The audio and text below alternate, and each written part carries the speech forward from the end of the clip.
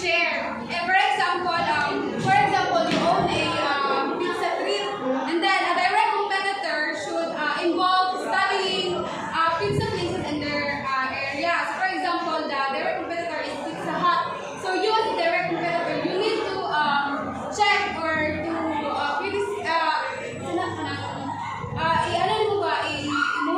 i-observe kung saan ilahang pricing, ilahang customer service, the quality of the food, their strategy, for you to be able to know what are their strengths, what are their weaknesses, their marketing strategy, and also for you to be able to know what are the or how will you perform better or perform differently from them.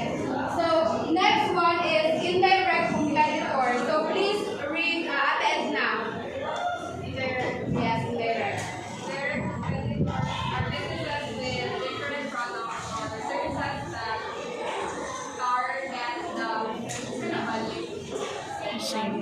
value client need as services. So explain your insight class, short class. Labay na lawa.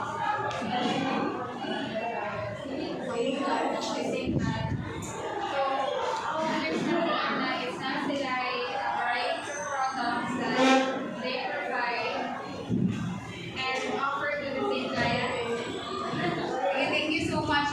So when we June, Additional, sa indirect competitors kanang usahay iba sa direct kay kanang same product sa indirect kay kanang pwede siya for example sa food tayo kaning taste kay offer of kanang pizza well kaning indirect competitors kay mo ni nag-offer of burgers pero kanang same sila product gina-produce na food pero dili similar ilang product.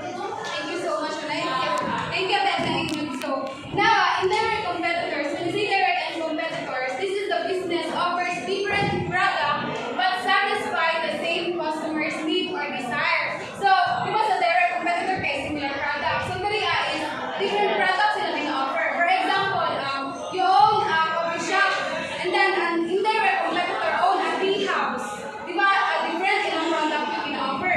But they are both provide beverages.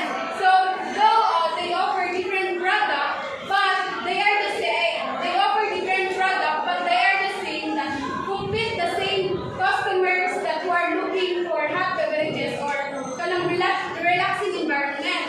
So, the difference between the two, the direct competitor is kanang they offer similar product as what I said earlier, nag-offer sila same product, but the indirect competitor is different product yung gina-offer, pero same ang target ng customers.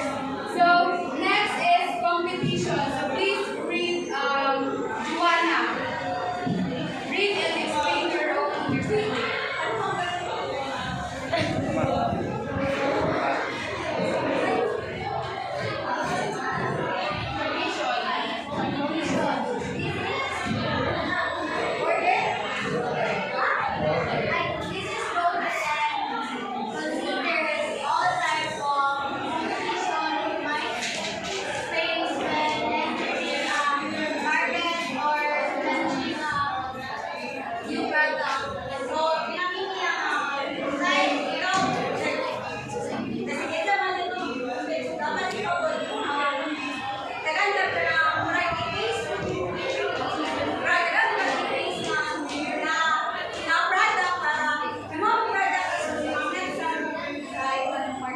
Okay, thank you so much for your point. So, now when we say competition, it takes a broader view. So, broad kayo siya, hindi siya specific na binasa, direct, indirect. So, broad siya. So, when we say competition, considering all the pressures in the market. So, kanan ma-experience din mo na competition sa market kay kanang apil na siya binasa.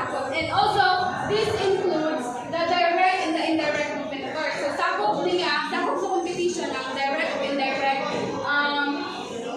indirect competitor. So, for example, you're planning or you are already building a coffee shop. Yeah, knowing that there are several coffee shop in your area. That means you're already facing a competition in that way.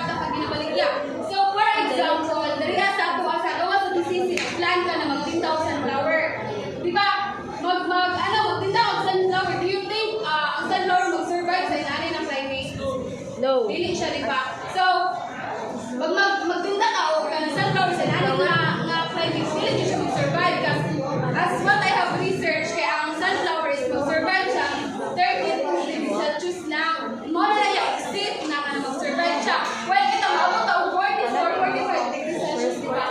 So, kana pa lang daan is dili na siya mag-survive. So, what if kita dali kay naara sa atuang ka-increase, mudagan na siya of 32 degrees Celsius and then ang exit lang po na kanang brag kanang kaya po i-handle sa sunflower nga temperature is 32 degrees lang po. Do you think mag-boom ang ibuhang business or still really ka po? Sige, sige, why? Alam mo ka? Wala pa sa barangay.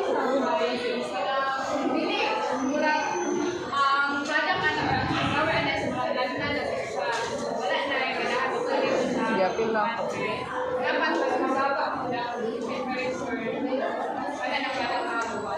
Yes, exactly, tama. So, di ba, as what I have said, exceed na to niya, marag yan ang maximum to niya ang marag kaya na i-handle na temperature is 32. So, that part, kay ang sunflower is, mag-ano na siya, kanang, marag mag-reduce na yung flower production, yung iyahang size, magkagamay, hindi na siya normal na size ng flower. So, do you have any question, clarification regarding So, kung wala na ako, mangutana. So, unsang panahian sa direct o indirect competitor? Number. Okay, Erica. Ang direct competitor kay same product.